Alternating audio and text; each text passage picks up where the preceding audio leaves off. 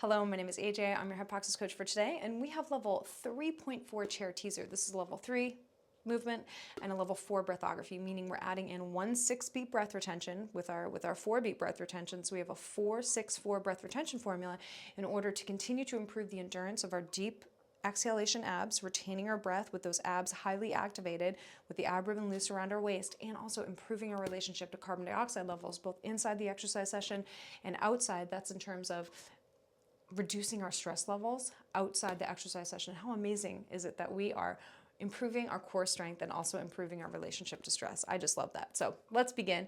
If you're working with a Hypoxix coach and they've suggested a variation on this exercise, always follow that because that's there to optimize your program. Otherwise, perfect starting place. So let's begin here with the ball between the inner thighs. Squeeze it together so the knees point a laser over the third toes. That's important. Now, this ball is also tactile feedback. So when you get into position, and this is the advanced position today, we're lifting the feet off the ground. If the ball starts moving around too much when you're performing your breath cycles, it could be that you've lost your pelvic stability. So use this ball for feedback, especially when you're in a remote session and you don't have a coach working with you hands-on.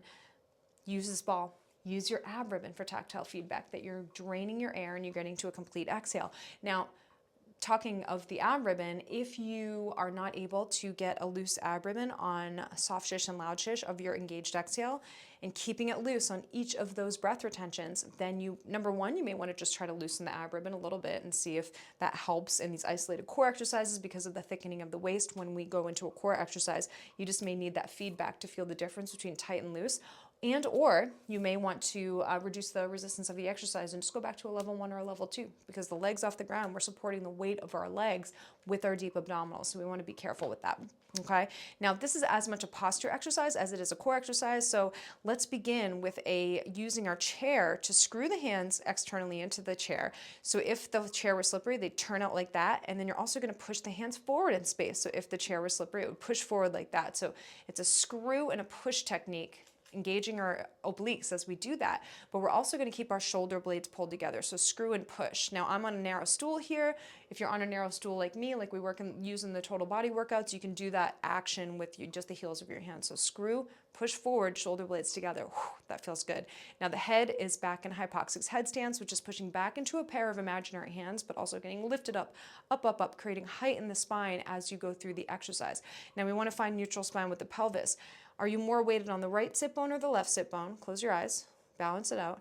Then, in terms of this direction, you don't want to be on the pubic bone, you don't want to be on the tailbone. You want to be about halfway between those 2 points, and then you're going to lean back, and you're going to try to maintain that when you lift the legs. You don't want to be crushing the tailbone, and you don't want to be so far forward, like toward the pubic bone, that your low back starts working, because we're working our hip flexors. You're even strengthening your low back a little in this exercise. But if you start to not feel your abs and only feel your hip flexors and feel pain in your low back, then you know you've lost your neutral and you've also lost your abs. But that's also the power of the engaged exhale, because when you're loosening the ab ribbon, you're reducing the likelihood that you're just going to overuse your hip flexors in a position like this. Now, ultimately, the eyes are going to be closed in this exercise, deepening the connection between your ab ribbon and the abdomen. If at first, of course, you're learning the exercise, you can't close your eyes at first, so wait until session 3, 4, or 5 to add in that visualization component, which is very powerful for increasing muscle activation. So make sure you add the eyes closed layer when you're ready. So let's practice. Screw the hands, push them forward, shoulder blades together, neutral spine, lift those legs up, head stance, zip up, activation, inhale, yes, 2, 3, 4, 5, inhale 1, inhale 2,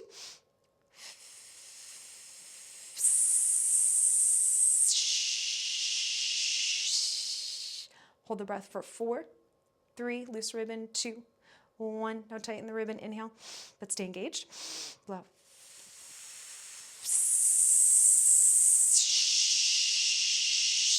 Loosen the ribbon, you're holding 6, 5, head back, 4, 3, 2, and a 1, and inhale, inhale, shoulders back,